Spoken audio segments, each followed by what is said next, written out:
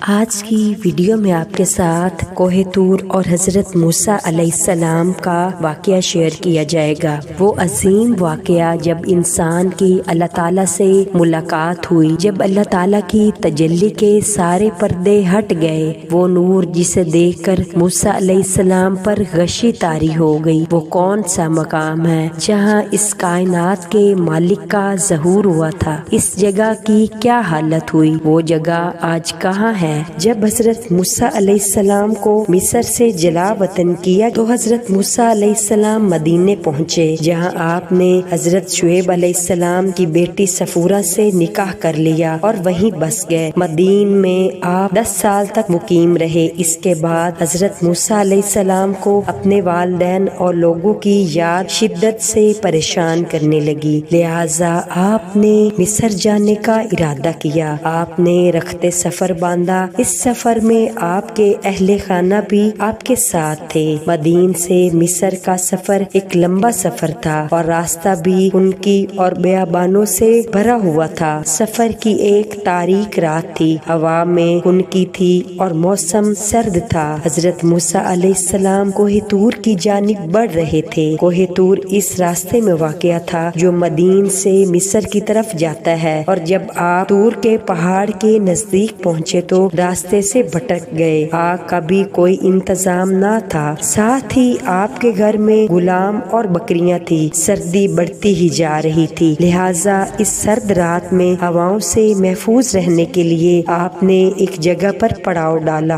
وہاں آپ نے پتھروں کو رگڑ کر آگ جلانے کی کوشش کی، مگر ناکام ہوئے، کیونکہ سردی کی شدت اور ہواؤں کا بہت زور تھا، اسی لیے آگ نہیں جل رہی تھی۔ حضرت موسیٰ علیہ السلام کی اہلیہ صفورہ بھی امید سے تھیں، لہٰذا حضرت موسیٰ علیہ السلام بہت زیادہ پریشان ہوئے۔ اس وقت آگ کے ہونے سے ہی روشنی اور گرمی مل سکتی تھی، لہٰذا جب آپ نے ادھر ادھر دیکھا تو دور آگ جلتی ہوئی روشنی دکھائی دی۔ اس روشنی کو دیکھ کر موسیٰ علیہ السلام کو لگا کہ شاید وہاں کوئی اور مسافر موجود ہے جس نے آگ جلا رکھی ہے، شاید اس سے مدد مل سکے یا ہمیں وہ راستہ ہی بتا دے۔ لہٰذا آپ نے اپنے اہل خانہ سے کہا کہ ٹھہرو، میں نے آگ دیکھی ہے، شاید میں وہاں سے کوئی خبر لے آؤں یا اس آگ سے کوئی انگارہ ہی اٹھا لاؤں جسے تم تاپ سکو۔ حضرت موسیٰ علیہ السلام اس کے حصول کے لیے چل دیے۔ راستہ نہایت ہی پتھریلا اور نشیب و فراز والا تھا۔ آپ نے اسے پار کیا اور غار نما جگہ کی طرف بڑھے جہاں سے روشنی آ رہی تھی۔ جب آپ اس روشنی کے قریب آپ نے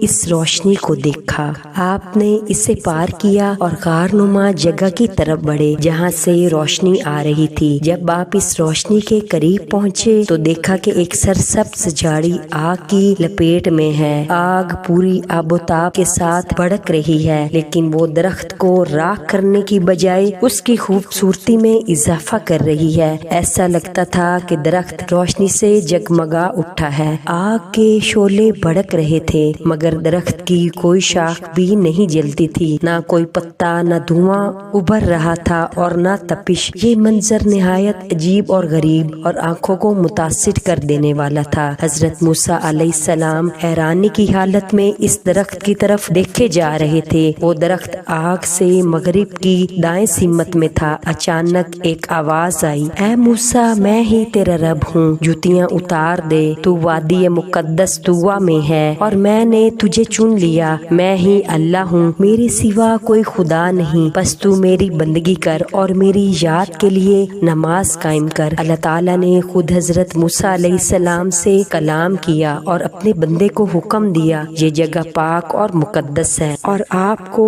اللہ تعالیٰ نے نبی چن لیا تاکہ آپ مصر کی طرف جائیں اور فرعون کو اللہ تعالیٰ کے عذاب سے ڈرائیں۔ نیز اب سے موسیٰ علیہ السلام کی خود اللہ رب العزت کے ذمے تھی۔ پھر اللہ تعالیٰ نے حضرت موسیٰ علیہ السلام سے فرمایا، اے موسیٰ، یہ تیرے ہاتھ میں کیا ہے؟ حضرت موسیٰ علیہ السلام جو اس واقعہ پر حیران و پریشان تھے فوراً بولے، یہ میری لاٹھی ہے، میں اس پر ٹیک لگا کر چلتا ہوں اور اسی سے اپنی بکریوں کے لیے پتے جھاڑتا ہوں اور بھی بہت سے کام جو اس سے کرتا ہوں۔ اس پر اللہ تعالیٰ نے حکم دیا، اے موسیٰ، اسے پھینک دو۔ حضرت موسیٰ علیہ السلام نے فوراً حکم کی تعمیل کی اور اپنا عصا پھینک دیا۔ اچانک کیا دیکھتے ہیں کہ زمین پر گرتے ہی وہ عصا سانپ بن گیا جو ادھر ادھر بھاگنے لگا۔ اس پر موسیٰ علیہ السلام ڈر گئے، پلٹ کر بھاگے اور مڑنے کی ہمت نہ کی۔ فوراً ارشاد باری تعالیٰ ہوا، موسیٰ پلٹ آؤ، خوف نہ کرو، بالکل محفوظ ہو، اس عصا کو پکڑ لو اور ڈرو نہیں، ہم اسے پھر ویسا ہی کر دیں گے جیسے یہ تھی۔ جب حضرت موسیٰ علیہ السلام نے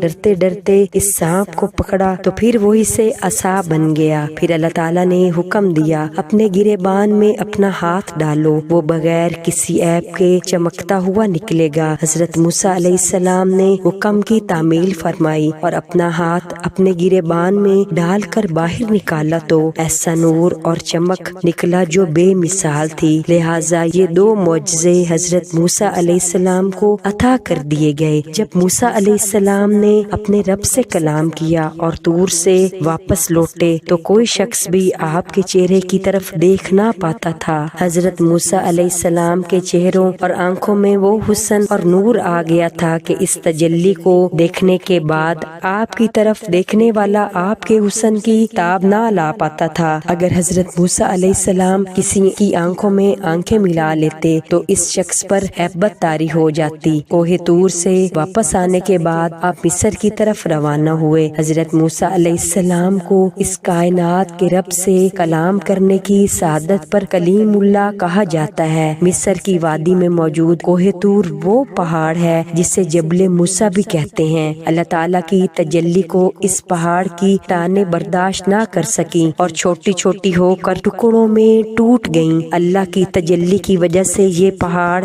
آج بالکل بے آب ہو گیا ہے۔ اس پہاڑ پر کسی قسم کے کوئی پیڑ پودے نہیں اگتے، نہ ہی یہاں کوئی پانی موجود ہے۔ یہ پہاڑ دنیا کا واحد پہاڑ ہے جو روز دو مختلف درجہ حرارت تبدیل کرتا ہے۔ صبح کے وقت یہ پہاڑ نہایت ہی گرم ہوتا ہے اور رات کے وقت بالکل ٹھنڈا۔ یہ پہاڑ روز اپنے رنگ میں بھی تبدیلی لاتا ہے۔ یہ رات کے وقت سیاہ، صبح کے وقت سرخ اور دن میں بالکل سرمئی دکھائی دیتا ہے۔ لہٰذا سینٹ کیتھریائی نامی چرچ کوہ طور کے دامن میں واقع ہے۔ یہ خانقاہ 4 صدی عیسوی میں بنائی گئی۔ خانقاہ کے انتظامیہ کا کہنا ہے کہ وہ چاڑی جس پر اللہ کی تجلی ہوئی اور موسیٰ علیہ السلام نے کلام کیا تھا آج تک وہی مقام ہے۔ انتظامیہ نے وہاں لکڑی کی رکاوٹیں بنا کر راستہ بند کر دیا۔ وہاں لوگوں کا داخل ہونا منع ہے۔ کچھ انسانوں نے اس جھاڑی کو مختلف علاقوں میں کاشت کرنے کی کوشش کی مگر وہ ناکام رہے۔ یہ جھاڑی دنیا کے کسی حصے میں بھی کاشت نہیں کی جا سکتی۔ آخر کر اس جھاڑی کی ایک کلم کہیں دور بو دی گئی، وہاں پودا نکل آیا۔ سائنسدانوں نے اس جھاڑی کو معجزہ تسلیم کیا۔ بہرحال اس واقعہ میں بہت سارے راز پوشیدہ ہیں، بہت سارے پوشیدہ پیغام موجود ہیں، جن میں ایک اہم پیغام یہ ہے کہ اتنی عظیم اور سخت پہاڑ اللہ تعالیٰ کی تجلی کو برداشت نہ کر سکا اور جل کر سرما ہو گیا، لیکن ایمان والوں کا دل اللہ کی تجلی کو برداشت کر لیتا ہے۔ یہ مسلمانوں پر اللہ کی خاص رحمت ہے کہ اللہ کے کلام قرآن مجید کو ہم اپنے دلوں میں محفوظ کر سکتے ہیں۔ یہ دل اتنا عظیم و بابرکت ہے کہ جسے دیکھ کر فرشتے بھی حیرت زدہ رہ جاتے ہیں، جیسے کہ اللہ تعالیٰ نے قرآن مجید میں ارشاد فرمایا، ہم نے اس قرآن کو پہاڑ پر اتار دیا، ہوتا تو یہ پہاڑ پھٹ جاتا اور دب جاتا۔ مجھے امید ہے کہ آج کی ویڈیو آپ کو پسند آئے گی۔ ہمیں دعاؤں میں یاد رکھیے گا۔ اللہ حافظ۔